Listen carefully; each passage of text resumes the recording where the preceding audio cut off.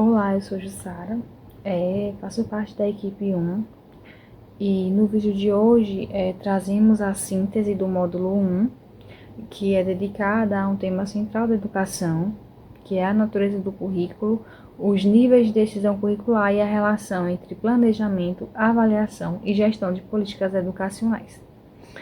Nos baseamos nos estudos de Pacheco 2001, para quem o currículo não é apenas uma lista de conteúdos, mas um praxis, que é a construção social, cultural e política, e resultado de decisões que não são neutras, mas situadas em contextos reais. E em Guimeno Sacristã, que nos mostra como o currículo se constrói em múltiplos níveis, do currículo prescrito pela política até o currículo vivido na sala de aula, passando por interpretações e adaptações feitas em cada instância.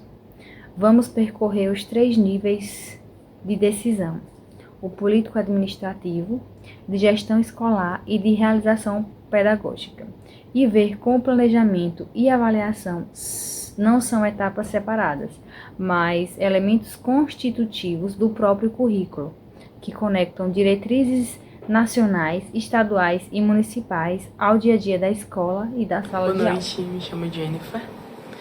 Vim falar sobre o que é currículo, o que Pacheco entende como currículo. E o primeiro ponto para a gente começar é entender que existem diferentes conceitualizações do que é currículo, justamente porque ele em si é um processo muito complexo. Existem 3 teorias principais para explicar o que é currículo.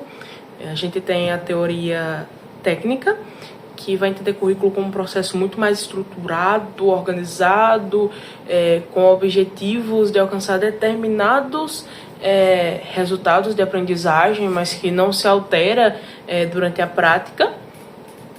A gente vai ter a teoria prática, que vai se desenvolvendo, já tem um currículo meramente estruturado, mas vai se desenvolvendo cada vez mais a partir da realidade da sala de aula, né? Com o professor que vai tomando decisões novas para esse currículo.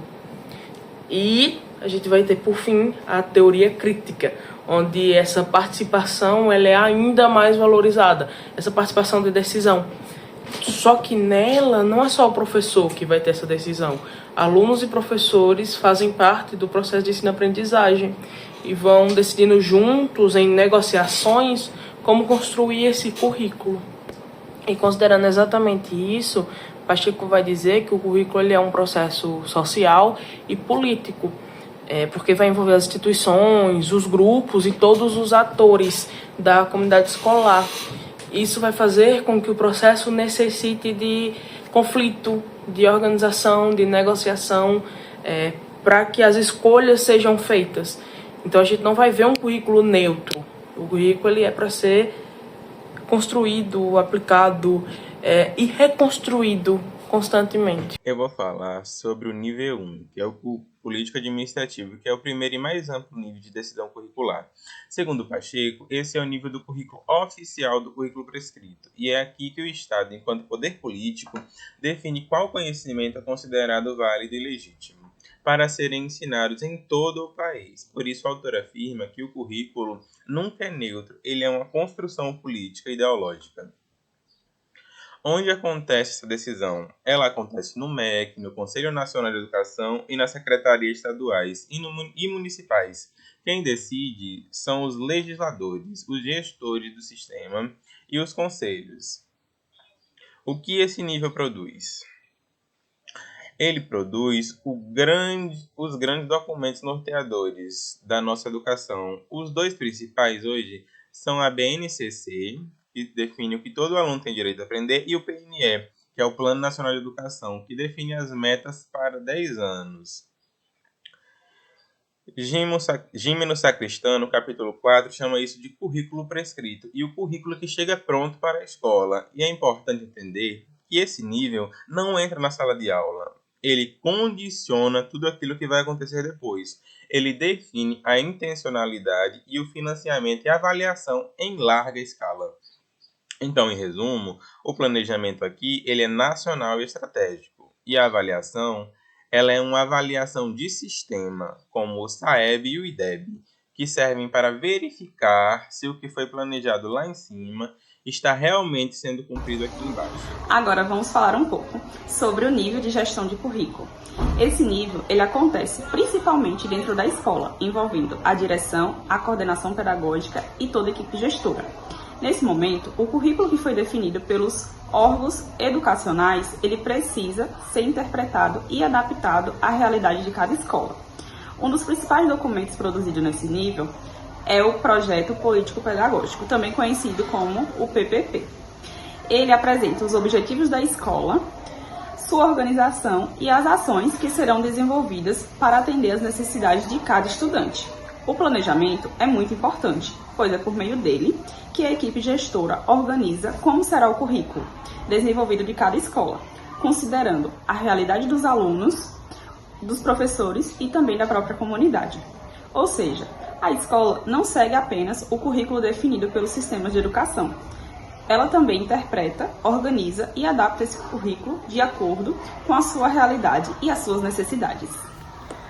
Bom, dando continuidade ao que foi dito pelos meus colegas, quando falamos em currículo, é importante ressaltar que ele não se resume apenas no documento oficial, aquilo que está previsto para ser ensinado, mas que, segundo o Sacristan, ele afirma que o currículo passa por diferentes níveis até chegar à prática.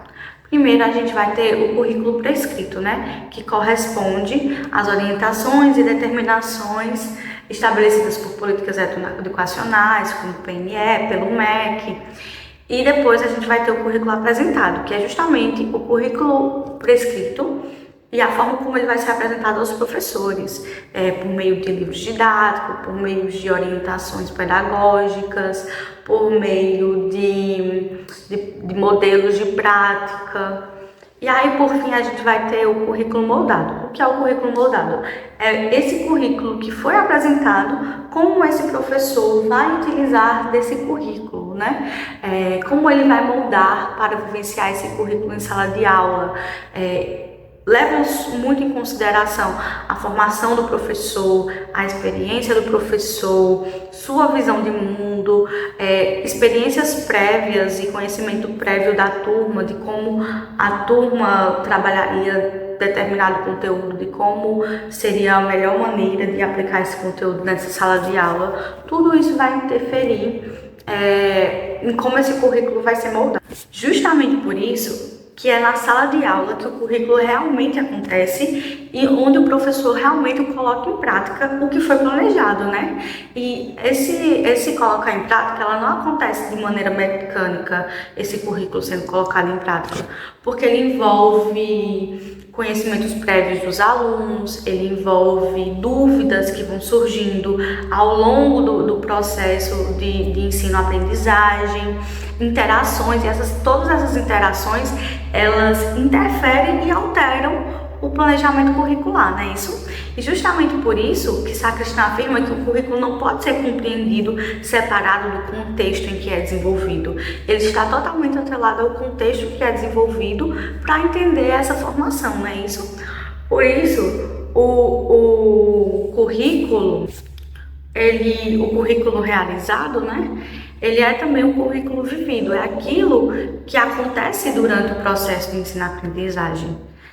Podemos até fazer uma relação com o que o Lucchesi fala sobre avaliação e aprendizagem, onde a avaliação ela não deve ser vista somente como uma prova, uma nota final, ela tem que fazer parte do processo de ensino-aprendizagem, E fornecer informações, por exemplo, para o professor reorganizar sua prática, quando necessário, reorganizar seu próprio currículo, a forma como vai distribuir essas aulas, E aí que é onde a gente chega no currículo avaliado, que corresponde àquilo que foi efetivamente considerado, aquilo que deu certo, aquilo que foi efetivamente verificado com a turma, aquilo que pode ser alterado ou que não.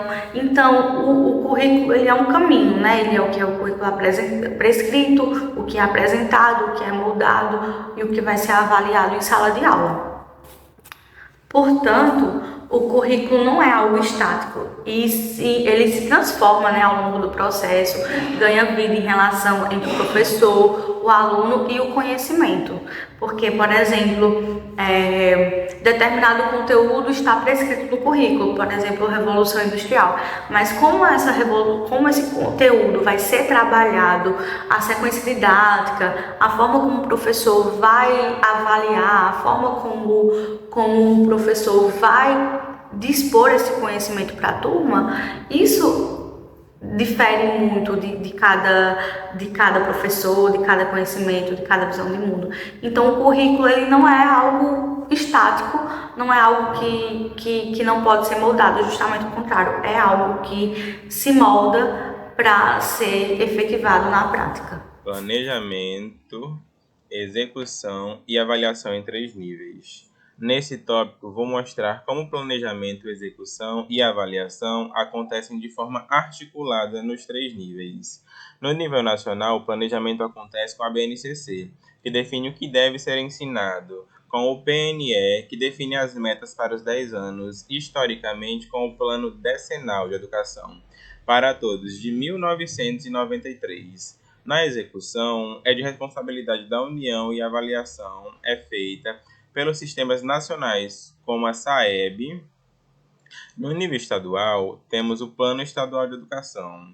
O planejamento aqui ele é a par das metas nacionais da realidade do Estado. A execução acontece através de programas de formação de professores e distribuição de materiais. E a avaliação, ela verifica se as escolas da rede estadual estão atingindo os indicadores.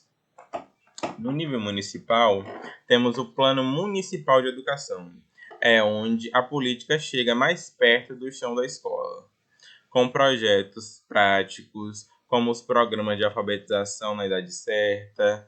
E o mais importante, a avaliação aqui não é só uma avaliação do aluno, é a avaliação do programa inteiro, para verificar se a política funcionou ou se precisa continuar ou precisa-se de alguma reforma nela. Dando continuidade ao que foi apresentado pelos colegas, chegamos a um ponto fundamental do nosso trabalho, o ciclo de gestão curricular.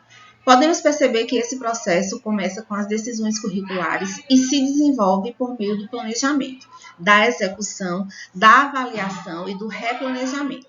Nesse sentido, planejamento e avaliação são processos inseparáveis da gestão do currículo. Planejar significa definir intencionalidades, estabelecer objetivos e organizar os caminhos da ação educativa. Porém, não basta apenas planejar e executar. É preciso avaliar o percurso, acompanhar os processos e refletir sobre a prática para verificar se aquilo que foi planejado está realmente se concretizando. É justamente a avaliação que nos permite identificar avanços, limites e necessidades de ajuste. A partir dela, podemos replanejar nossas ações e aperfeiçoar continuamente o currículo. Essa perspectiva dialoga com a ideia de uma prática educativa reflexiva, discutida por Zabala e com a necessidade de compreender a complexidade dos sujeitos e das diferentes realidades, destacadas por Morim. Assim, concluímos que a gestão do currículo é um movimento contínuo. Decidimos, planejamos, executamos, avaliamos e replanejamos para que o currículo se concretize de fato no direito à aprendizagem de cada estudante. Planejar é definir intencionalidades, avaliar é refletir sobre sua concretização e replanejar é transformar a prática educativa. Muito obrigada a todos.